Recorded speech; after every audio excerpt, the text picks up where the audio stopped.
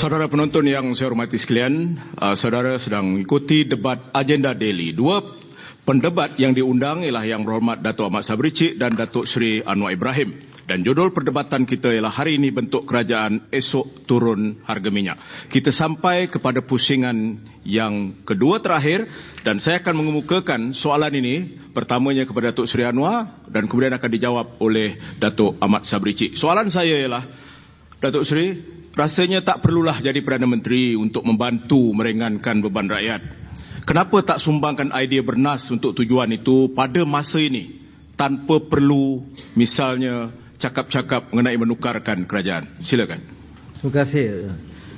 Ini yang sebab saya ikut serta ni. Saya bukan Perdana Menteri. Bahkan nasib saya 1-2 hari ini belum tentu ke mana. Tetapi saya memilih untuk hadir kerana saya rasa kerajaan juga, kawan-kawan saya dalam UMNO Barisan Nasional harus beri peluang untuk dengar. Ini bukan suatu soal yang partisan hanya khusus untuk Pakatan Rakyat. Kalau cadangan ini diterima, dilaksanakan, kita akan menyokong tindakan mereka. Tetapi soalnya sekarang ialah apakah ada kesediaan pemimpin-pemimpin kerajaan dengar dan cuba melaksanakan. Saudara Johan, Profesor Arif MIER umpamanya menyebut, ya, Februari 2006 naik 30 sen. Inflasi bulan berikutnya 4.8%. Sekarang naik mendadak. Baru belum sempat 1 bulan naiknya 8%. Jadi jangan duk sibuk perhatikan Iran dengan Venezuela. Kita pun dah menuju cepat ke arah itu. Bezanya dia harga minyak rendah, inflasi tinggi. Kita harga minyak tinggi, inflasi lagi tinggi. Ini bukan boleh katakan sudah kata populis atau tidak. Saya bimbang kerana kalau kita tidak membawa arah baru dalam pengurusan ekonomi negara, lebih baik lebih mendekati prinsip ekonomi pasaran, lebih meyakinkan dengan pengurusan yang cekap, lebih bersihkan daripada kebocoran, ketirisan dan rasuah, lebih menghormati rule of law dan hukum negara hukum. Ini semua akan menjejaskan. Kita tewas dengan persaingan kita dengan banyak negara. Jangan banding dengan Somalia dan Zimbabwe. Banding dengan negara-negara yang dulunya kita setara, Singapura, Taiwan, Korea Selatan dan negara di ASEAN sendiri. Mengapa kita tewas dari segi pelaburan asing, dari segi daya saing? Ini semua ada kesan bila kita ambil apa-apa kebijakan ekonomi.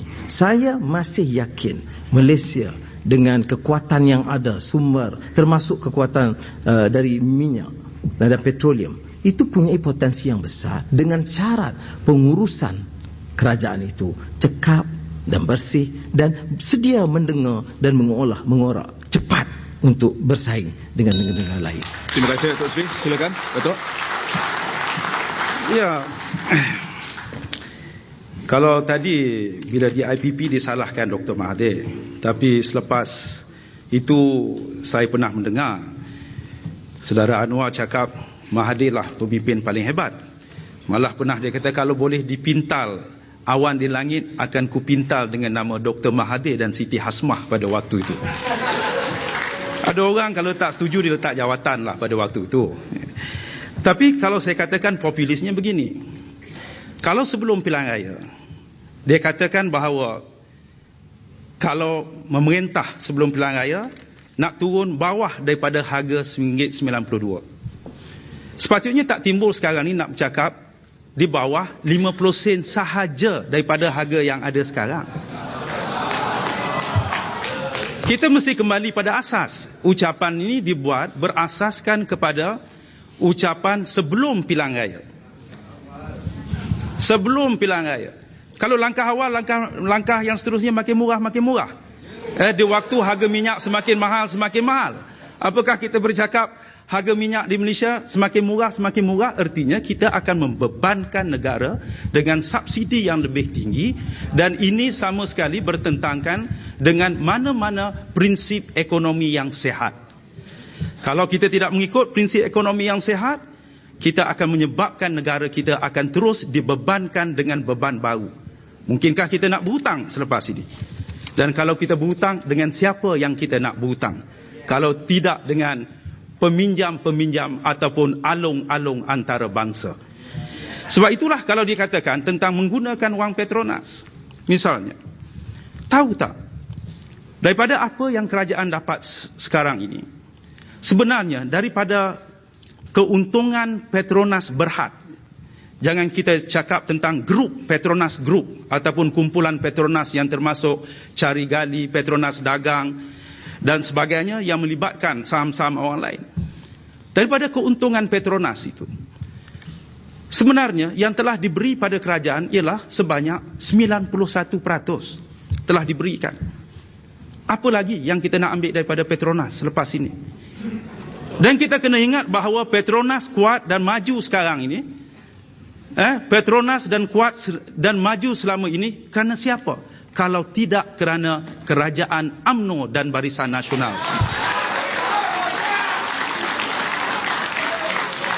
Apakah kita nak nafikan?